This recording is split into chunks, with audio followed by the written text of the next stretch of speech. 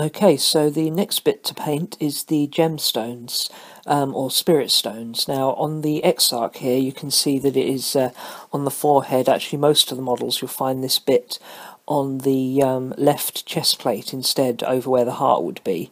And for these you'll see they've got like a protective bit around them and then the gemstone in the middle. So we're going to paint the outside edging of them first. We're going to make this into a gold colour. So for that we're going to base coat with Dwarf bronze and then layer it with shining gold. Now these are old GW colours, they do have modern equivalents, but I cannot for the life of me remember what they are at the moment. And yeah, I've got the old ones here, so I'm going to use them. And then going to just very lightly do the edge highlighting on those in Auric armour gold. The old equivalent of this is the old burnished gold. So yeah, I'll do those gemstones like this one you got in the centre of the shot. If it'll focus. Yeah, there we go, like on his chest there. So do the outside of those, and then I'll come back and show you how to do the inside gemstone. Okay, so with the outlines of the gems all highlighted, it's time to paint the centre of the gems. Now for this I'm going to start with the same three colours as I used for the eyes, so that's the Khorne red, the evil sunz scarlet and the orange, and then just use a tiny little dot of white at the end. I thought the easiest way to show what I'm going to do with this, rather than trying to show on the model, because these are quite small and my camera's losing focus a little bit in the light here, I've drawn a little sort of sketch with the paints on my actual painting table as to what I'm aiming for. So if I can find it, where did I put it? There we go.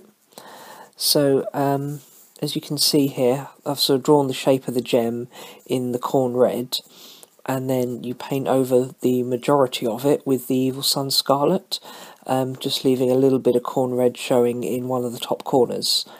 Then in the opposite bottom corner you put a little sort of swish of the orange, which you know, gives it that sort of 3D look, particularly when you do this on a 3D structure like the actual gem itself. And then just a tiny dot of white in the other corner where the light would catch on the gemstone itself if it were real.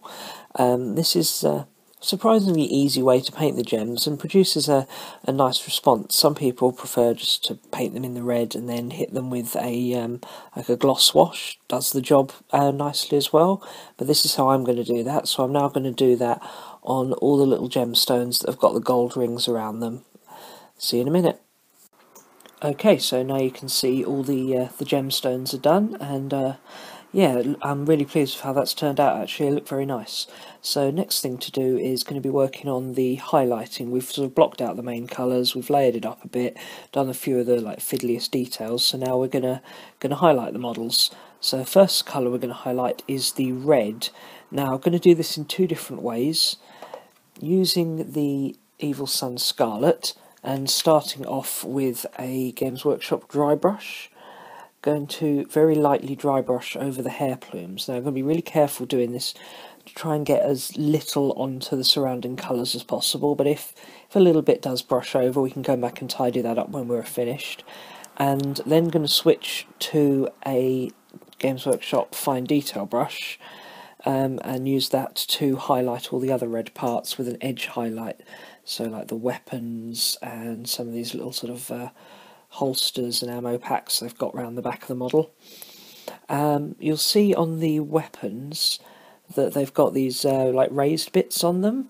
I'm going to put a little dash of the paint on there as well, like a top highlight. It's just going to make them pop a bit more and should produce a nice overall effect. So I'll be back once I've done that.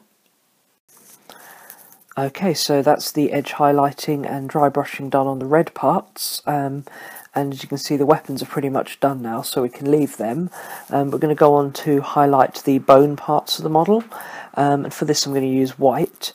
On most of it I'm going to use an edge highlighting of white scar, but on a couple of the bits I'm going to use Palexia white dry brush paint instead, and that's going to be things like the sides of the helmets and also this skull on the Exarch shoulder pad.